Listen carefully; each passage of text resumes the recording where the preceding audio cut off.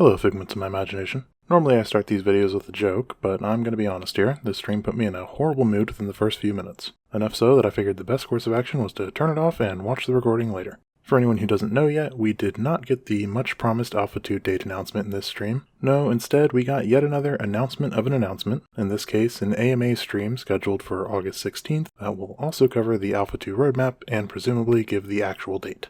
Oh, and as if that wasn't enough, Steven also announced that it's been delayed to October, officially missing the Q3 projection. Now, I understand delays happen. Hell, they're pretty common in the gaming space, especially where alphas and betas are concerned. What I don't like is teasing your audience last month with the promise of giving a date in the next stream, then not delivering, and doing that with no warning. The team had to know it wasn't ready before the stream, so why not announce that when they knew it? Maybe even just include it in the normal stream advertising tweet they send out 2 days before. I know it seems like a minor thing, but with the company that champions transparency above all else, the bait and switch just feels pretty scummy. And that's all I'll say about that. Sour note aside, the stream otherwise was pretty sweet. Bards have a lot of free design space, and it looks like the team really went with it here. It's nice to see the archetype imagined as more than just a standard heal bot. As per our usual arrangement, we got an almost 2-hour-long video showcasing our musical friend. It follows the now standard for these archetype videos. The first half is Steven going over the abilities, and the second half is some gameplay. I'll link it below for everyone curious. But to summarize, bards are essentially buff machines. They have melodies, which are large AoE buffs and debuffs,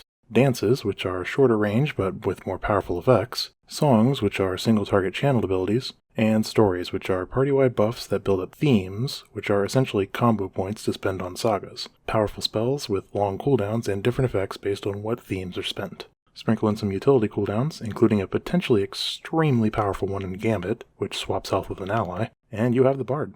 Gameplay-wise, it looks pretty good. I do think it's going to be awkward with more than one bard on a party, as their buffs do not stack, but with some coordination, it could still work out. Q&A was a bit of a miss. Questions were all either repeats, already answered in the demo, or had no real answer for the most part.